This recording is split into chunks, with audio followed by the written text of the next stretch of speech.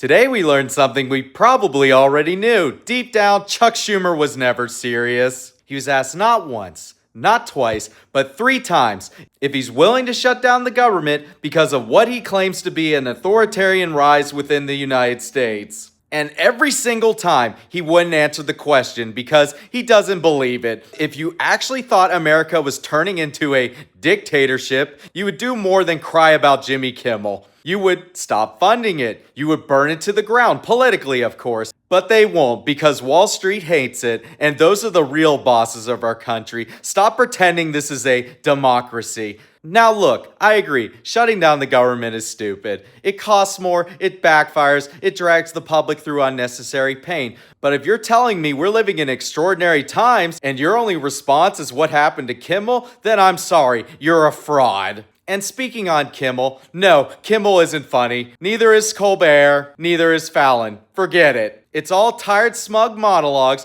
Every joke is approved by focus groups that live at Whole Foods. These guys don't make comedy. They make content for the people in charge. And somehow these are the last defenders of free speech? Spare me. If you believe the government is collapsing, but you still won't risk upsetting Wall Street, then don't talk to me about fighting for democracy. You're not fighting for anything. You're just protecting your job.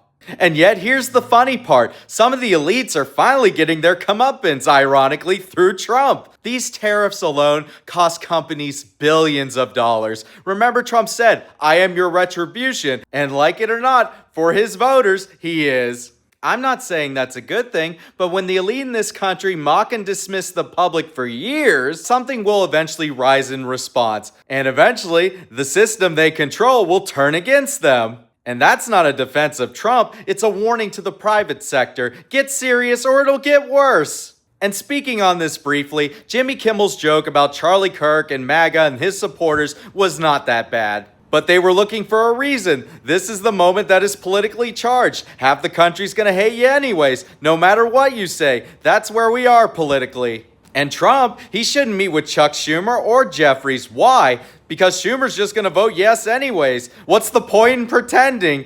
At least when the Tea Party was around, they actually meant what they said. They shut the government down. They followed through, unlike Chuck Schumer, who talks big but folds even bigger. And now he might get primaried by AOC of all people, which is funny if it wasn't so sad. Because she went on the House floor and completely misrepresented everything Charlie Kirk ever said, which makes our choices as a Democrat between insane or weak. No wonder this party is historically unpopular.